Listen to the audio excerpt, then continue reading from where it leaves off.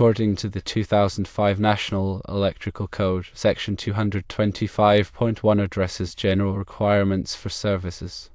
Specifically, subsection C states that where service equipment is sized to provide for future expansion of the service or for interconnection of additional electrical services, the raceways and equipment shall have sufficient capacity to serve these loads. This means that if you are installing a 200 amp panel with the intention of upgrading the service to 200 amps in the future, the raceways and other equipment must be capable of handling the future load. It does not necessarily prohibit installing a 200 amp panel on a 150 amp service, but it does require planning for future capacity. Section 225.36 covers other article requirements and includes exception No. 4, which is particularly relevant. Exception No. 4 states that where the service equipment is sized in accordance with 225.36 or 225.37, the service disconnect shall be rated in accordance with 408.3b. This is related to the requirements for the service disconnecting means. Section 408.3 pertains to general requirements for switchboards and pedal boards. Subsection B, Ampere rating, provides that the Ampere rating of the service disconnecting means shall not be less than that required by Article 220, regardless of the size of the service entrance conductors. This means that the main breaker or disconnecting means must be rated to handle the calculated load according to Article 220. The service disconnecting means shall have sufficient Ampere rating for the connected load, including any loads that are part of an optional standby system. In practice, you can install a 200 amp panel on a 150 amp service if the load calculation under Article 220 does not exceed 150 amps. However, the 200 amp panel main breaker acts as the service disconnect, but the overcurrent protection is still limited to the 150 amp service conductors. This is to allow for future upgrades without replacing the panel. Several factors come into play when determining if installing a 200 amp panel on a 150 amp service is permissible under the NEC. Firstly, the existing load on the service must be accurately calculated. Article 220 of the NEC provides the methods for calculating electrical loads for various types of occupancies. This calculation considers factors such as square footage, appliance loads, heating and cooling equipment, and other electrical devices. Secondly, the calculated load must not exceed the capacity of the 150 amp service.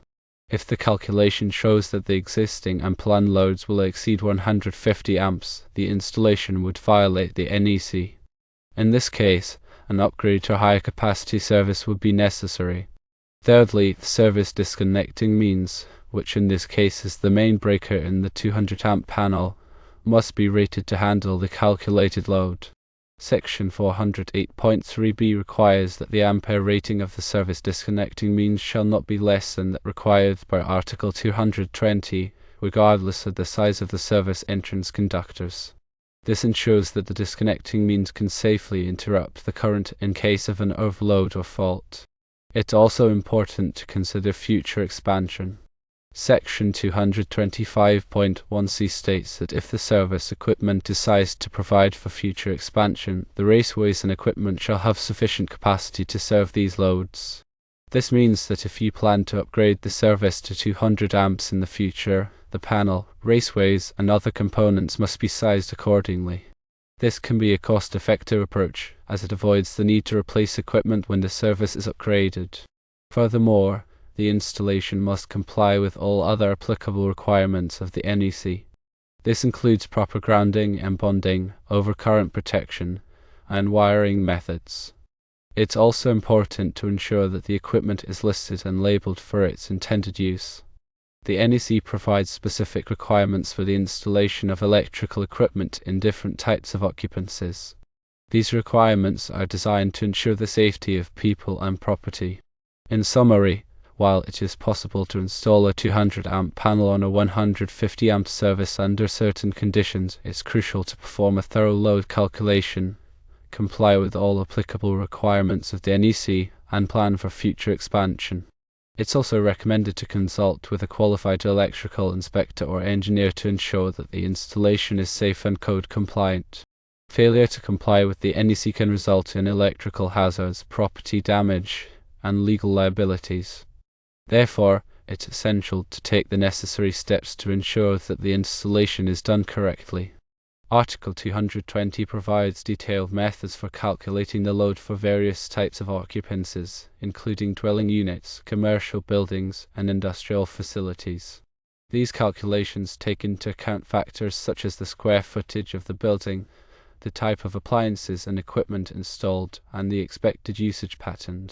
The calculated load is used to determine the minimum size of the service entrance conductors, overcurrent protection devices, and other electrical equipment. Proper load calculation is essential for ensuring that the electrical system can safely and reliably supply the connected loads. Overloading an electrical system can lead to overheating, insulation damage, and even fires. Therefore, it's crucial to perform an accurate load calculation and select equipment that is properly sized for the expected load.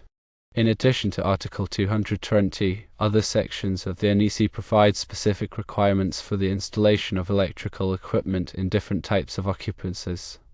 For example, Article 547 covers agricultural buildings, Article 550 covers mobile homes and recreational vehicles, and Article 551 covers recreational vehicle parks.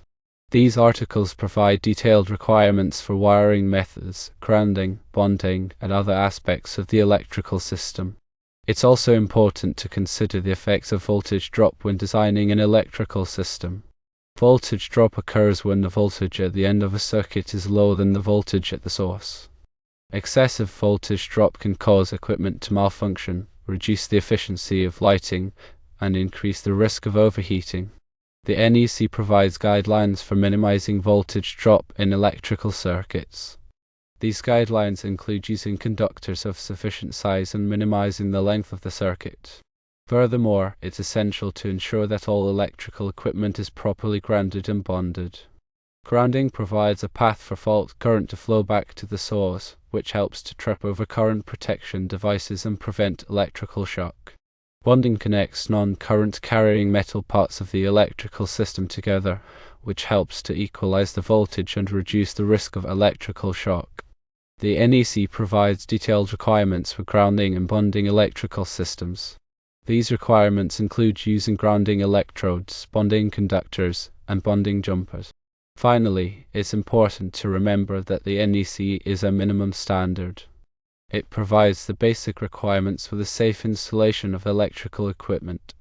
However, it's always a good idea to go above and beyond the minimum requirements whenever possible. This can help to improve the reliability and safety of the electrical system. For example, using larger conductors than required can reduce voltage drop and improve the efficiency of the system. Installing additional overcurrent protection devices can provide added protection against electrical faults. And using high-quality electrical equipment can help to ensure that the system will operate reliably for many years to come. The NEC is updated every 3 years to reflect changes in technology and industry practices. It's important to stay up to date with the latest edition of the NEC to ensure that your electrical installations are safe and code compliant. The NEC is available for purchase from the National Fire Protection Association and other sources. It's also available online through various subscription services. In addition to the NEC, many local jurisdictions have their own electrical codes. These codes may be more stringent than the NEC, and they may include additional requirements. It's important to check with your local building department to determine the applicable electrical codes for your area. Consulting with a qualified electrical inspector or engineer can help to ensure that your electrical installations are safe and code compliant. Electrical inspectors are responsible for enforcing the electrical codes, and they can provide guidance on the proper installation of electrical equipment. Electrical engineers can design electrical systems that meet the requirements of the NEC and other applicable codes. In addition to providing design services, electrical engineers can also perform load calculations, voltage drop calculations, and other engineering analyses. They can also provide expert testimony in legal cases involving electrical issues.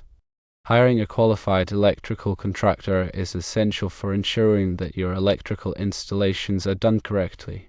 Electrical contractors are licensed professionals who have the knowledge and experience to install electrical equipment safely and efficiently. They can also obtain the necessary permits and inspections for your electrical work. When hiring an electrical contractor, it's important to check their credentials and references.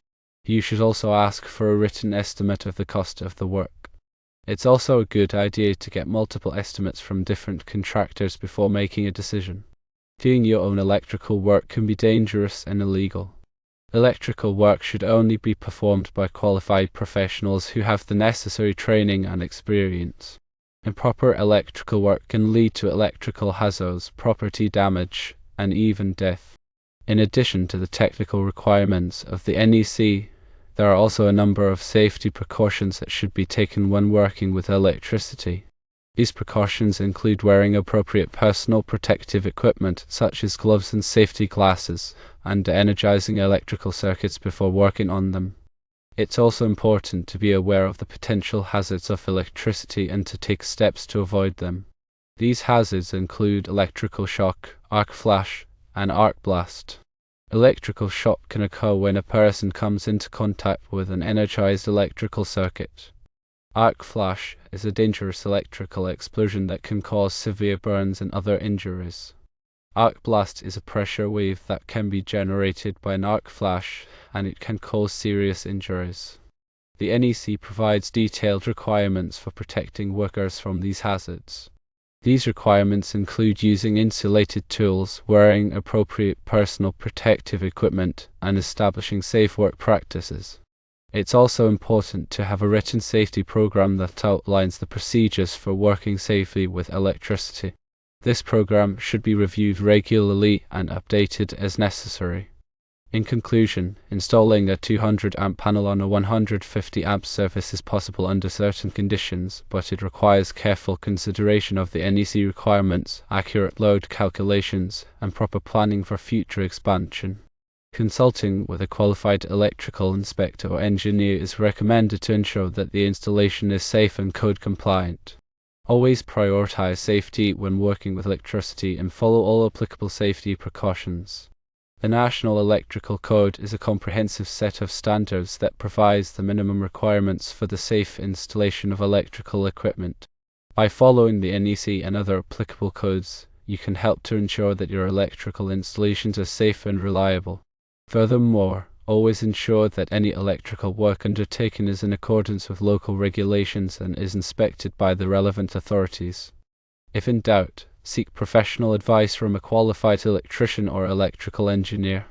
Electrical safety is paramount, and any deviation from established standards can have serious consequences. In addition, be mindful of the environmental impact of electrical installations.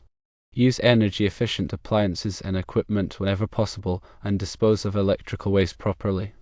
By taking these steps, you can help to reduce your carbon footprint and protect the environment. The world of electrical engineering is constantly evolving, with new technologies and innovations emerging all the time. Staying up to date with the latest developments is essential for electrical professionals. This can be achieved by attending industry conferences, reading trade publications, and participating in continuing education courses. In addition, it's important to be aware of the ethical responsibilities of electrical engineers. Electrical engineers have a duty to protect the public health, safety, and welfare. They should always act with integrity and honesty, and they should never compromise their professional judgment. By adhering to these ethical principles, electrical engineers can help to ensure that their work benefits society as a whole. Always double-check the local laws and regulations to ensure there are no local requirements that supersede the NEC requirements or go above and beyond.